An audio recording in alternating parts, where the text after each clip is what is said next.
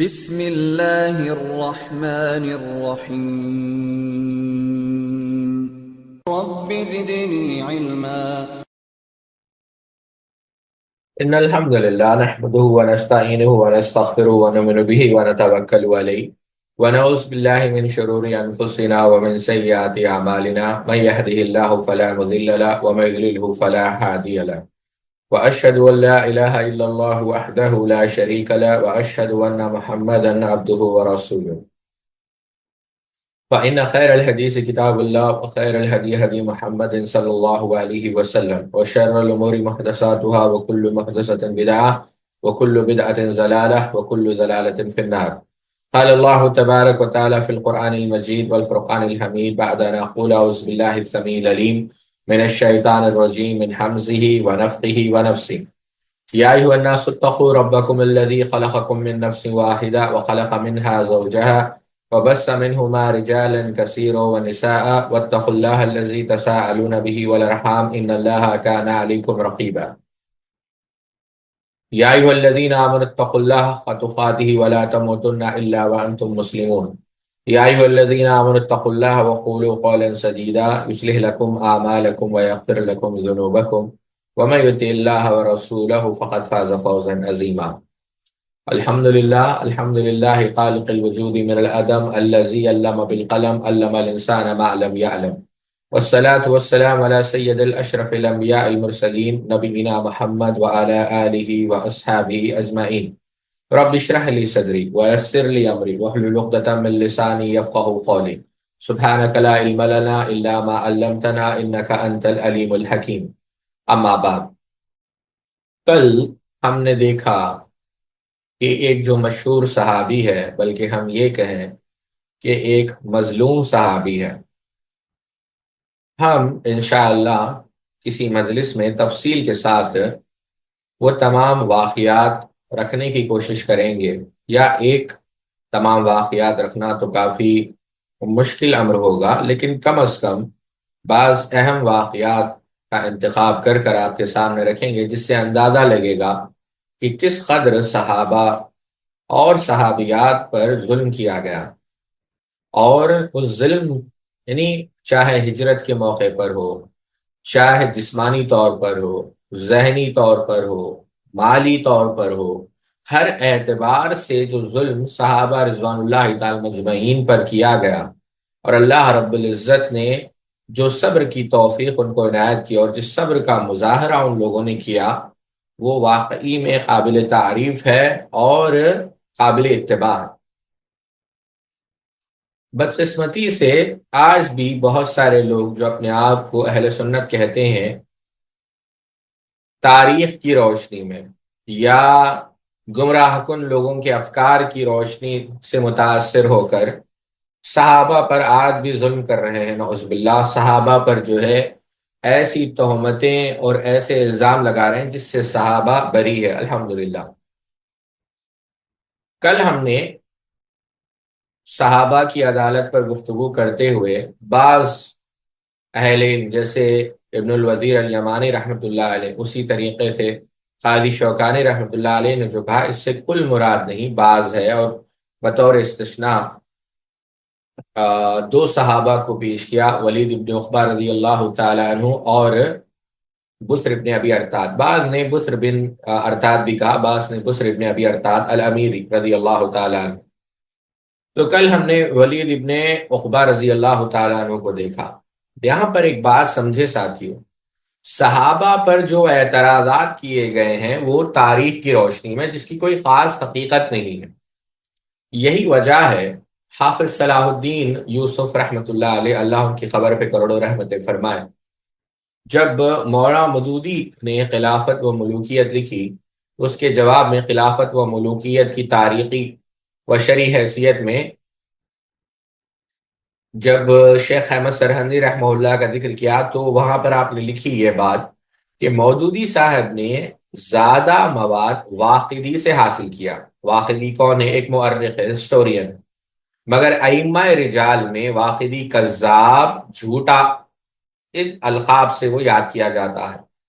امہات کتب تاریخ میں مودودی صاحب نے تاریخ طبری اور طبقات ابن سعد کو سامنے رکھا ہے۔ اگرچہ طبری نے روایت کی تحقیق کی طرف توجہ نہیں دی، بلکہ ہر قسم کی صحیح و غلط روایت اکٹھی کر دی ہے۔ البتہ طبری میں ایک خوبی ہے کہ وہ اپنی روایت کا سلسلہ اسناد بھی بیان کر دیتا ہے، اس لیے فن اسماء اور رجال کی مدد سے ان روایات کو پرکھا جا سکتا ہے۔ امام ابن سعد بھی ہر قسم کی روایت کو جمع کر دیا، مگر چونکہ اپنے ماغز بیان کر دیے، اس لیے تحقیق و تدقیق کے بعد صحیح اور غیر صحیح میں تمیز کی جا سکتی ہے۔ مگر مودودی صاحب نے ان روایات کو اسماء اور رجال کی مدد سے پرکھنے کی کوشش نہیں کی، یعنی جو محدثین کے اصول ہے، ائمہ اسماء اور رجال کے جو ضوابط ہے، اس کے اندر انہوں نے پرکھنے کی کوشش نہیں کی، بلکہ اندھا دھند تاریخ کی تقلید یعنی مؤرخین کی تقلید کرتے ہوئے جو صحابہ پر اعتراضات تھے وہ جمع کر دیے ان تاریخی کتابوں سے اپنی کتاب کے اندر۔ ایسی روایت سے جب اکابر صحابہ کی شخصیت پر ضد پڑتی ہے تو لازم تھا کہ ان روایات کو پوری طرح چھان بین کی جاتی، کیونکہ یہ ہم اپنی طرف سے کہہ رہے ہیں، چھان بین کرنا ضروری تھا، کیونکہ آپ ان شخصیات کے متعلق گفتگو کر رہے ہیں جن سے اللہ راضی ہے اور وہ اللہ سے راضی ہے، جن کی عدالت کا ذکر اللہ رب العزت نے قرآن مجید میں کیا، جن کی صداقت کا، جن کی خیریت کا، جن کی حقانیت کا، جن کی فلاح کا، جن کے رشد و ہدایت کا، جن کے معیار ایمان کا، جن کے راستے کا، جن کے منہج کا اللہ رب العزت نے ذکر کیا قرآن مجید کے اندر۔ تو جب آپ ایسی شخصیات کے متعلق گفتگو کر رہے ہیں تو آپ کو تو چاہیے تھا کہ ایک ایک روایات کو، ایک ایک اثر کو محدثین کے اصول کی روشنی میں پرکھ کر تحقیق کر آپ اس کو پیش کرتے،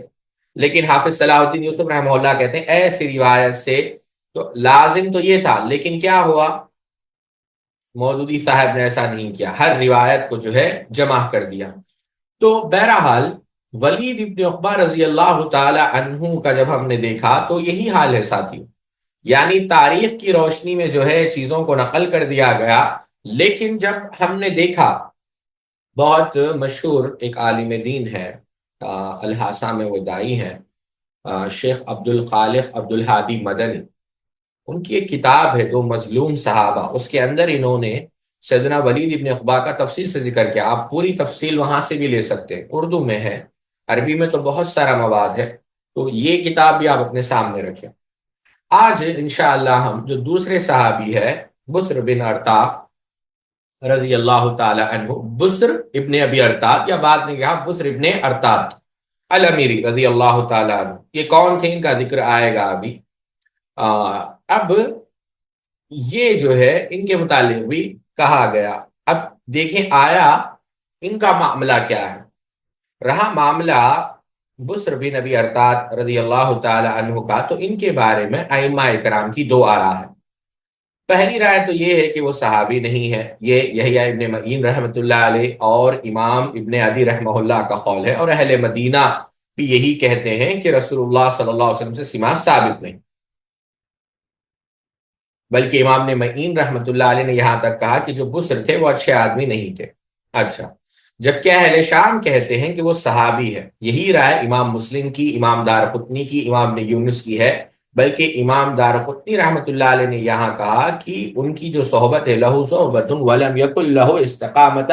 بعد نبی صلی اللہ علیہ وسلم، کہ وہ صحابی ہے مگر نبی صلی اللہ علیہ وسلم کے بعد انہیں استقامت حاصل نہیں رہی۔ مگر امام دارقطنی رحمۃ اللہ علیہ کا یہ قول صرف ابو عبد الرحمن سلیمانی ذکر کیا ہے، جبکہ سلیمی خود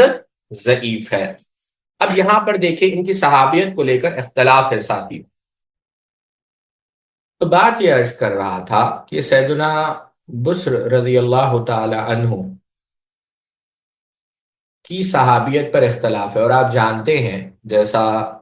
ابھی ہماری بھتیجی نے کہا زینہ ملک نے کہ 5 طریقے جو ہے اس کے ہیں، بارک اللہ، اللہ تعالیٰ ان کے علم میں برکت دے۔ ایک تواتر، دوسرا جو ہے شہرت، تیسرا جو ہے کوئی معروف صحابی، چوتھا جو ہے کوئی تابعی، اور 5واں جو ہے کوئی ایسا آدمی جو اللہ کے رسول صلی اللہ علیہ وسلم کے زمانے نے اس کو پایا نہیں۔ اگر ہم اس کو تھوڑا تفصیل سے بیان کریں، 5 طریقے بیان ہوئے۔ تواتر یعنی کسی صحابی کا ہونا تواتر سے ثابت ہو، جیسے خلفائے راشدین۔ شہرت یعنی کسی صحابی کا ہونا شہرت کو پہنچ چکا ہو، جیسے اکثر صحابہ اکرام ہیں۔ تیسرے، کوئی معروف صحابی کسی کے متعلق کہے کہ یہ بھی صحابی ہے۔ چوتھا، کوئی تابعی کسی کے متعلق کہے کہ یہ صحابی ہے۔ اور پانچواں، کوئی ایسا آدمی جس نے اللہ کے رسول صلی اللہ علیہ وسلم کا زمانہ پایا ہے کہ میں صحابی ہوں، بشرطے کہ عادل ہو، کیونکہ ثبوت عدالت سے پہلے اس کا دعوے صحابیت کا مان لینا ایسا ہی جیسا کہ کوئی میں عادل ہوں، کیونکہ اب بہرحال وہ تفصیل ہے۔ اچھا، بات یہ عرض کر رہا تھا کہ ہم جس صحابی کے متعلق ابھی ہم ذکر کر رہے ہیں وہ ہے بسر بن ارطاد رضی اللہ تعالیٰ عنہ۔ اب آپ نے دیکھا کہ ان کی صحابیت میں اختلاف ہے۔ شیخ ارشاد الحق اثری حفظہ اللہ کہتے ہیں کہ صحیح بات یہ معلوم ہوتی ہے کہ وہ صحابی ہے، اور دلائل کیا دے رہے ہیں؟ کیونکہ محدثین نے امام ترمذی، امام نسائی، امام احمد میں ان کی دو احادیث مرفوعاً ہے، یہ دو احادیث ان سے روایت ہے، اور ان دو احادیثوں کو ذکر کیا۔ حافظ ابن حجر اسقلانی رحمۃ اللہ علیہ نے بھی یہ بات بیان کی ہے، الاصابہ میں ان کو صحابی ذکر کیا ہے۔ یہی بات ابن مقولہ، ابن ابو حاتم، امام ترمذی، امام ابن حبان، امام احمد عسکری، امام بغوی، ابو نعیم، عبد الباقی، ابو العرب البرقی، ابن اسیر، امام ذہبی نے کہا کہ یہ صحابی ہیں۔ بسر بن ارطاد سیدنا معاویہ رضی اللہ تعالیٰ عنہ کے ہم نوا تھے، ہی واز سپورٹر آف سیدنا معاویہ، اور صفین میں ان کی طرفدار تھے۔ سیدنا معاویہ نے انہیں مدینہ طیبہ بھیجا، وہاں ان کے ہاتھوں بہت سے مسلمان شہید ہوئے، اور وہ اس وقت بھی سیدنا عثمان رضی اللہ عنہ کا ذکر کرتے کہ وہ بڑے سخی بزرگ تھے، کل تک یہاں کے فرما روا تھے۔ اہل مدینہ کے بارے میں ان کی سخت گیری بھی اس تناظر میں تھی کہ انہوں نے ان کا دفاع نہیں کیا۔ ان کے ہاتھوں سیدنا علی کے بہت ہم نوا بھی شہید ہوئے۔ انہی واقعات کے تناظر میں ان پر تنقید کی گئی، مگر امر واقعی یہ ہے کہ اولاً تو ان میں سے اکثر واقعات پایا ثبوت کو نہیں پہنچتے۔ خود علامہ ابن کثیر رحمۃ اللہ علیہ نے لکھا ہے کہ ان بسرا قتل خلقا من شیعة علی فی مسیرہ هذا وهذا القبر مشہور عند اصحاب المغازی والسیر وفی صحتہ عند نظر، کہ یہ بات تو مشہور ہے۔ اگلے صفحے پہ جائیں کہ سیدنا بسر بن ارطاد رضی اللہ تعالی عنہ نے ایسا کیا، لیکن اس کی حقیقت کیا ہے؟ اب جیسا ہم نے مجلس کی ابتدا میں ہی کہا ساتھیوں کہ باتیں تو بہت ساری ہیں، لیکن آیا یہ باتیں درست ہے یا نہیں یہ بھی دیکھنا چاہیے۔ میں ایک مثال سے آپ کو بات رکھتا ہوں۔ اب ان پر اعتراض کیوں کیا جا رہا ہے کہ یہ سیدنا معاویہ رضی اللہ تعالیٰ عنہ کی طرف تھے، اور کئی سارے لوگوں کو انہیں قتل کیا جو سیدنا علی کی طرف تھے۔ اب ان کی جو شخصیت ہے ساتھیوں، اس کو مجروح کرنے کے لیے آپ دیکھیں گے مولانا مودودی نے بہت مقامات پر مرآت الزمان کا جو ہے حوالہ دیا۔ اب یہ کتاب کس کی ہے؟ سبط ابن جوزی کی ہے۔ اب ابن جوزی ساتھیوں تاریخ میں تین ہیں، ایک تو ابو الفرج ابن جوزی ہے، عبد الرحمن ابن جوزی ہے، صاحب تلبیس الابلیس، صاحب ذاب المسیر۔ ایک ہے ابن قیم الجوزیہ رحمۃ اللہ علیہ، شیخ الاسلام تیمیہ کے شاگرد ہیں، اور تیسرے ہے سبط ابن الجوزی۔ ابھی جو سبط ابن الجوزی ہے انہی کی کتاب ہے، جن کا حوالہ مولانا مودودی صاحب دے رہے ہیں۔ یہ جو سبط ابن الجوزی ہے یہ اصل میں پوتے ہیں ابن الجوزی رحمہ اللہ کے، جو عبد الرحمن ابن جوزی رحمۃ اللہ علیہ، اور یہ جو شخص تھا دراصل شیعہ تھا ساتھی، مگر حنفی مشہور ہے۔ شیعہ جو ہے ان کو سنی ظاہر کر کے کیا کرتے ہیں؟ اپنے حق میں حوالے دیتے ہیں۔ خود ابن جوزی رحمہ اللہ نے تلبیس الابلیس میں ان کا ذکر کیا ہے۔ آپ اندازہ کریں، خود ایک شیعہ عالم ہے شیخ عباسی قمی، انہوں نے اپنی مشہور کتاب الکنہ والالقاب کے اندر یہ بات تسلیم کی کہ سبط ابن جوزی ایک شیعہ عالم دین تھا۔ امام ذہبی رحمہ اللہ نے بھی میزان الاعتدال کے اندر کہا کہ بظاہر یہ جو ہے حنفی تھے، لیکن اصل میں یہ شیعہ تھا۔ اب آپ دیکھیں کہاں سے نقل کیے جا رہے ہیں یہ اعتراضات؟ شیعہ کی کتابوں سے۔ اب حافظ ابن کثیر رحمہ اللہ نے یہی بات کہی، باتیں تو مشہور ہیں لیکن آیا یہ صحت کو پہنچتی ہے یا نہیں؟ پہلی بات یہ دیکھا جائے گا۔ دوسری بات، بشرط صحت یہ سب واقعات بھی سیدنا عثمان کی شہادت اور سیدنا علی اور سیدنا معاویہ کے مابین اختلاف و مشاجرات کے تناظر میں، یعنی یہ جو واقعات پیش آئے ہیں وہ اختلافات کے دور کے، اور خود سیدنا علی رضی اللہ تعالیٰ عنہ نے سیدنا بسر رضی اللہ تعالیٰ عنہ کے تعاقب میں ان کے مد مقابل میں سیدنا جاریہ رضی اللہ عنہ کو بھیجا۔ وہ جسے دیکھتے کہ سیدنا عثمان کا ہم نوا ہے اسے قتل کر دیتے، اسے جلا دیتے، حتیٰ کہ یہ کاروائی کرتے ہوئے مدینہ طیبہ پہنچے اور سیدنا ابو ہریرہ کو بھی جو ہے وہ گردن، یعنی وہ کہا لَضَرَبْتَ عُنُقَهُ، تو سیدنا علی مدینہ، سیدنا ابو ہریرہ رضی اللہ عنہ مدینہ سے بھاگ گئے۔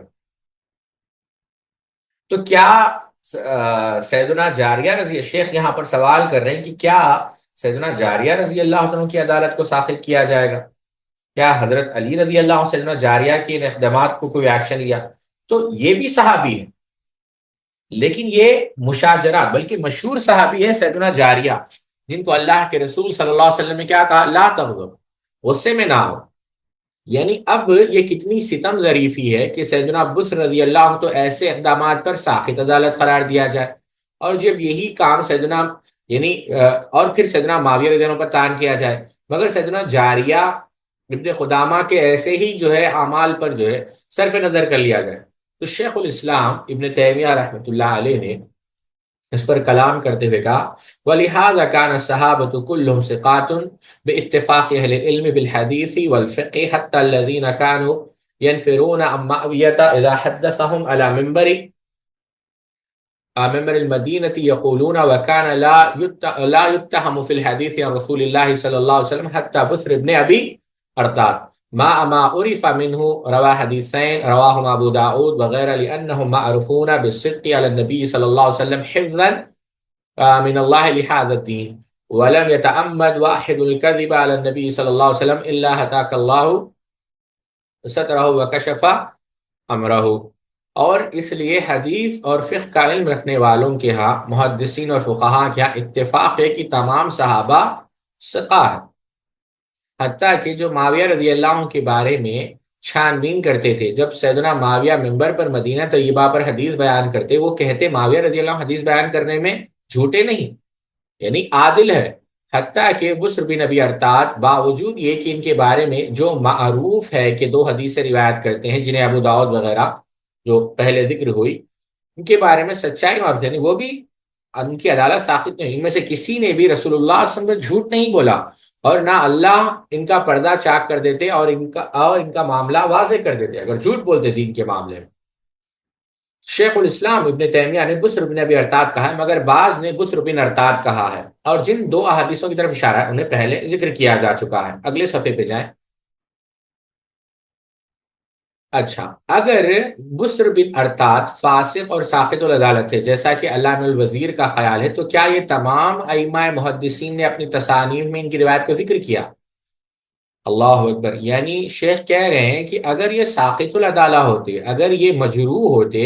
تو پھر ان محدثین نے، چاہے وہ امام ترمذی ہو، امام ابن حنبل ہو، امام ابو داؤد ہو، ان محدثین نے جو متقدمین ہیں ان سے احادیث کیوں نقل کی؟ تو کیا بات پتا چلا کہ علامہ ابن الوزیر کی یہ بات درست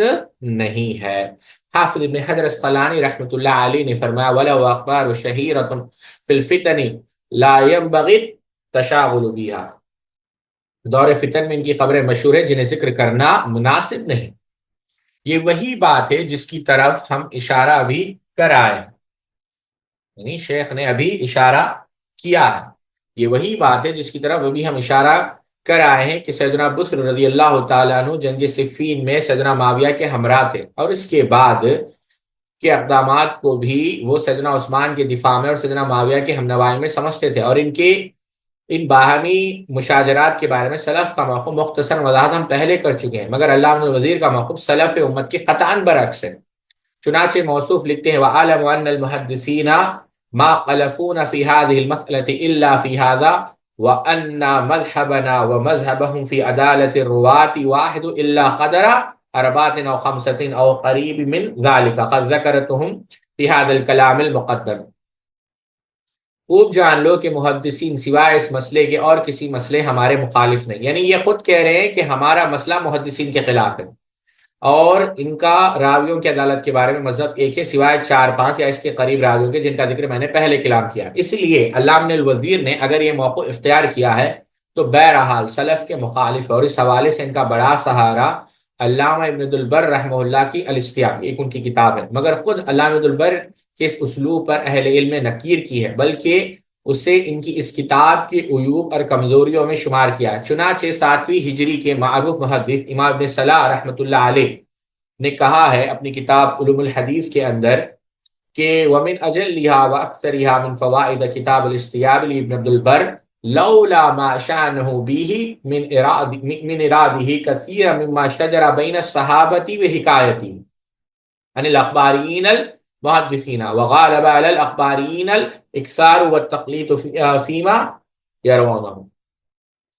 معرفت الصحابہ کے عنوان پر بہت سی کتابیں، ان میں سے زیادہ جلیل القدر اور بکثرت فوائد کے اعتبار سے ابن عبد البر رحمہ اللہ کتاب الاستیاب ہے. اگر اس میں صحابہ کے باہمی مشاجرات اور ان کی حکایت کی بھرمار نہ ہوتی، یعنی اچھا ہوتا کہ ابن عبد البر رحمہ اللہ یہ واقعات جو صحابہ کے درمیان ہوئے اس کو نقل نہ کرتے، جن کو محدثین کے بجائے مؤرخین نے بیان کیا، یعنی ایسے لوگوں نے بیان کیا ہے جن کے پاس کوئی اصول و ضوابط نہیں تھے، کیونکہ مؤرخین کا غالب رجحان بلا امتیاز بکثرت واقعات خلط ملط روایت جمع کرنا ہوتا ہے. یہی بات علامہ نووی رحمہ اللہ نے تقریب اور اس کی شرح تدریب الراوی میں علامہ سیوطی نے کہی ہے. تقریب کے علاوہ یہی بات علامہ نووی نے ارشاد الطالب الحقائق میں بھی فرمائی ہے. یہی بات علامہ سقاوی نے فتح المغیث میں کہی ہے. محدثین اعظام نے کتب احادیث میں صحابہ اکرام کے مناقب بیان کرنے کا اہتمام کیا ہے. مسالب کا نہیں، وجہ ہے کہ تمام امہات الکتب میں کتاب المناقب بھی ہے، یعنی گناہوں کا ذکر نہیں ہے، جسارت کی. اب جس کسی نے بالفرض ایسی جسارت کی تو اسے قطعاً محمود نہیں سمجھا گیا، یعنی ان کی خطاؤں کو جمع کرنا، ان کی غلطیوں کو جمع کرنا یہ کوئی اچھی بات نہیں. امام احمد رحمۃ اللہ علیہ کا بیان ہے. ابو عوانہ نے ایک کتاب لکھی صحابہ کی عیبوں پر. سالم بن ابی متی ان کے پاس آئے اور کتاب طلب کی. انہوں نے کتاب دے دی تو سالم نے اسے جلا دیا. امام احمد سے اس بارے میں کہا کہ ایک کتاب، یعنی کیا امید ہے انشاءاللہ سالم کا اقدام کا نقصان باعث نہیں ہوا. امام احمد نے نقصان نہیں دے گا بلکہ انشاءاللہ انہیں اجر ملے گا. یعنی آپ دیکھیں کسی نے صحابہ کے عیبوں کو، غلطیوں کو جمع کیا تو دوسرے جو باغیرت تھے انہوں نے کیا کیا، اس کتاب کو جلا دیا. تو امام احمد نے کہا جلا کر اچھا کیا، انشاءاللہ جو ہے انہیں اجر ملے گا. امام ابوبکر سنہ نے کتاب القلال کے اندر امام خلال نے کتاب السنہ کے اندر اس کو نقل کیا ہے. امام احمد سے پوچھا گیا ایک شخص ایسی حدیث بیان کرتا ہے جس میں صحابہ اکرام پر حرف آتا ہے اور کہتا ہے میرا کیا قصور، میں نے جیسی سنی ویسے ہی بیان کر دی. تو امام احمد نے فرمایا مجھے پسند نہیں کہ صحابہ کے بارے میں ایسی حدیث بیان کرو جس میں ان پر کوئی حرف آتا ہو. دیکھیں آپ سلف کیسے تھے. علامہ صلاح رحمہ اللہ نے اس کی تائید کی. غور فرمائیے کہ امام ابن جریر الطبری ہو یا علامہ اسیر ہو، انہوں نے اپنی تاریخ کی کتب میں صحابہ اکرام کے مشاجرات اور دیگر ایسے واقعات نقل کیے ہیں، مگر آج تک ان پر ایسا اعتراض نہیں ہوا جیسے علامہ ابن البر پر کیا گیا، اس لیے کہ ان کی الاستیاب تاریخ کی نہیں بلکہ معرفت الصحابہ پر مشتمل کتاب ہے. معرفت الصحابہ حدیث کا حصہ ہے اور محدثین نے اس پر کتابیں لکھی ہے جن میں یعنی مناقب ذکر کیے ہیں، غلطیوں کو، کوتاہیوں کا ذکر نہیں کیا گیا. علامہ ابن البر بھی اگر تاریخ لکھتے تو شاید ان پر یہ اعتراض نہ ہوتا. اس لیے علامہ الوزیر کے حوالے سے صحابہ اکرام پر تنقید کا جو سہارا ڈھونڈا گیا ہے وہ بہرحال محل نظر ہے. جب علامہ الوزیر نے خود اقرار کیا کہ تمام صحابہ کی عدالت کے بارے میں ہمارا محدثین سے اختلاف ہے، تو اس کے بعد ان کی ہمنوائی ائمہ سلف کے عقیدے و عمل کے بالکل برعکس ہے. یہاں اس بات کی وضاحت بھی مناسب ہے کہ علامہ الوزیر نے العواصم والقواسم میں سید علی بن محمد بن ابی القاسم زیدی کے اعتراضات کا جواب دیا ہے. سید ابن ابی القاسم کی من جملہ اعتراضات میں ایک اعتراض یہ بھی تھا کہ صحیح ہے میں ایسے راویوں کی کیا ایسے صحابہ کی روایت ہے جو عادل نہیں اور محدثین اکرام کے بارے میں یہ عقیدہ رکھتے ہیں کہ ان سے کبیرہ گناہ کا ارتکاب نہیں ہو سکتا. اس کے جواب میں خود علامہ الوزیر الیمانی رحمۃ اللہ علیہ نے کیا کہا، انہوں نے بڑی مفید باتیں کی، لیکن یعنی صحابہ کا انہوں نے بھی دفاع کیا، لیکن جہاں تک عدالت صحابہ کا موقف ہے جو ان کا ہے وہ خطاً غلط ہے، جیسا کہ ہم ابھی وضاحت کر چکے ہیں. پھر ان کے جواب سے معذرت خواہانہ واضح ہوتی. سیدنا معاویہ رضی اللہ تعالیٰ، سیدنا عمرو بن عاص وغیرہ کی صداقت و عدالت کا دفاع کیا اور ذکر کیا کہ محدثین کے نزدیک ان کے صحابہ سیدنا علی کے ساتھ تعویل و اجتہاد کی بنا پر تھے، اور ان صحابہ سے سیدنا علی اور ان کے رفقا کی مذمت اور سیدنا عثمان کے فضائل اور اپنے اقدامات کی تصویر میں کوئی روایت منقول نہیں. اور ان سے عیان صحابہ و تابعین نے روایت لی ہے، عیان صحابہ بڑے بڑے صحابہ جو ان کی صداقت و عدالت کی بیان دے. لیکن اس کے ساتھ یہ کہنا کہ سیدنا معاویہ وغیرہ کی کوئی ایسی روایت احکام سے متعلق نہیں جسے بیان کرنے میں وہ منفرد ہو، پھر ان کے شواہد کی تفصیل محض معذرت خواہانہ کوشش ہے جس سے وہ سید ابن ابی القاسم کی تشفی چاہتے ہیں، مگر بحمداللہ محدثین کو اس کی کوئی ضرورت نہیں۔ اسی طرح امام نسائی کے بارے میں الواسم میں کہنا کہ سیدنا معاویہ سے بغض تھا، اس کے باوجود سنن میں ان سے روایت لائیں۔ امام نسائی کے بارے میں ان کی رائے بھی قطعاً درست نہیں، جیسا کہ آئندہ اس کی وضاحت آئے گی انشاءاللہ۔ یعنی ابن الوزیر نے یہ کہا کہ سیدنا امام نسائی کو سیدنا معاویہ سے بغض تھا، لیکن یہ بات غلط ہے، شیخ کہہ رہے ہیں یہ۔ اور اس نوعیت کی بعض دیگر باتوں سے بھی اتفاق مشکل ہے، مگر یہاں اس کی تفصیل کی گنجائش نہیں۔ اچھا، خلاصہ کلام یہ ہے کہ علامہ الوزیر رحمہ اللہ اور ان کی اتباع میں علامہ شوکانی کا نیل الاوطار میں صحابہ اکرام کی عدالت کے حوالے سے موقف قطعاً درست نہیں، کیونکہ خود علامہ الوزیر نے وضاحت کر دی ہے کہ میرا اس بارے میں محدثین اکرام سے اختلاف ہے۔ یہ دو بات ہے، ایک تو صحابیت کا اختلاف، اور صحیح بات یہ ہے کہ صحابی تھے، اور دوسری بات علامہ الوزیر نے خود اس بات کا اقرار کیا کہ ہمارا مذہب محدثین کے خلاف ہے۔ تیسری بات، صحابہ اکرام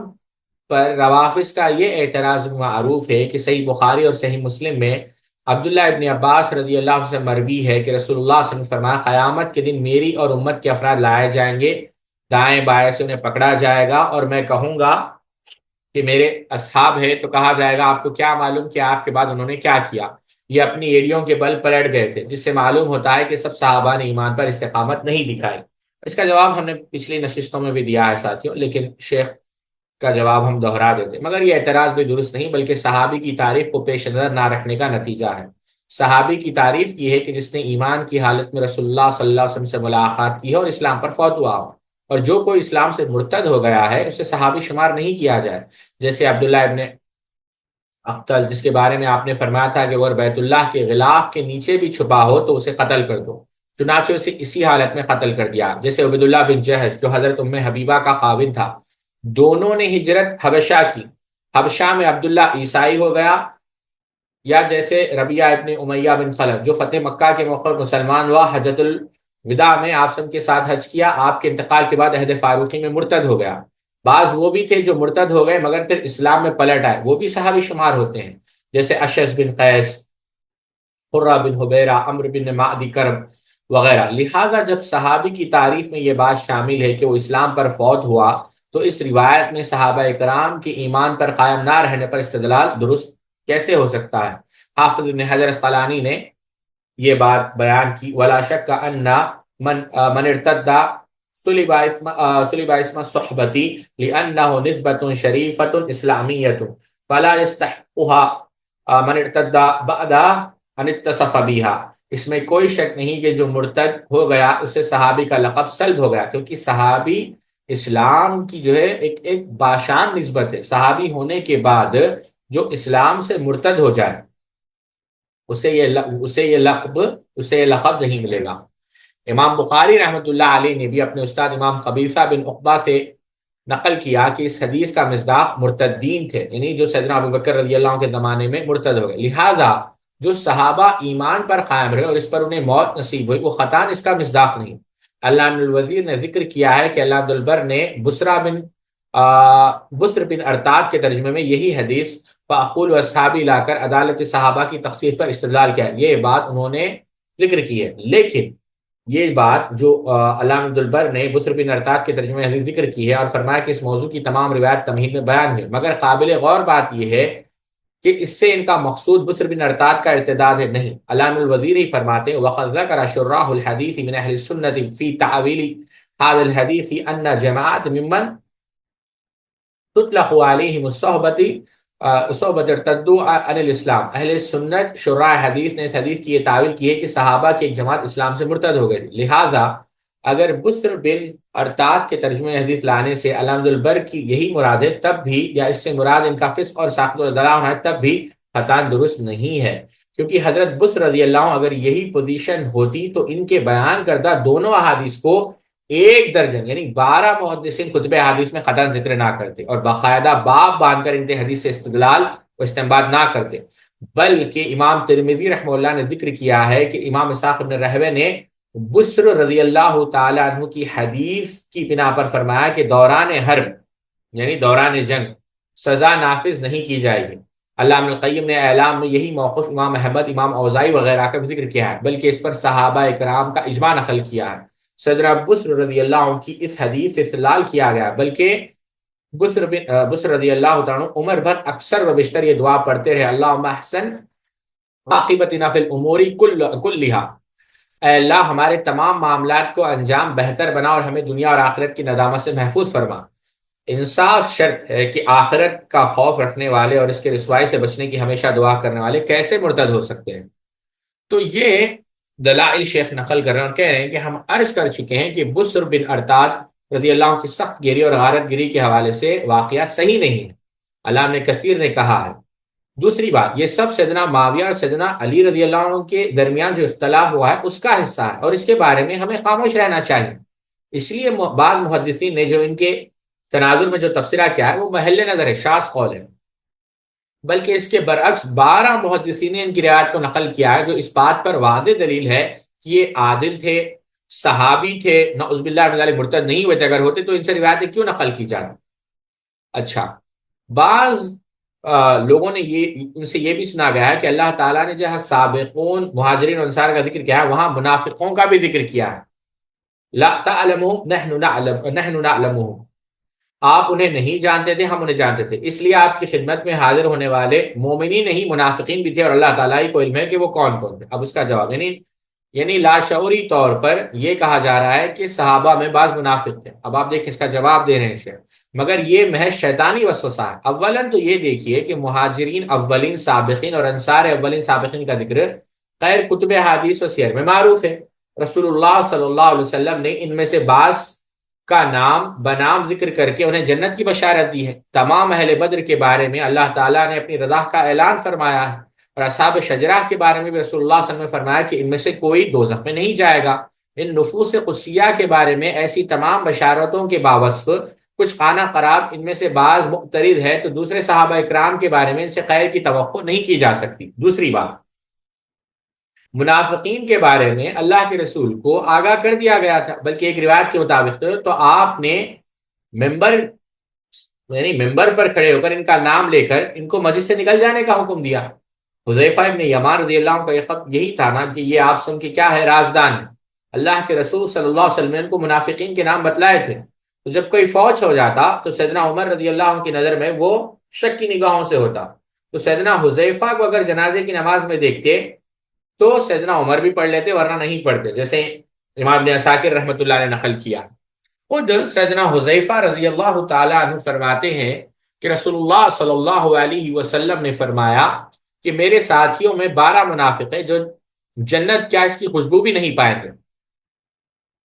تا ان کے سوئی کے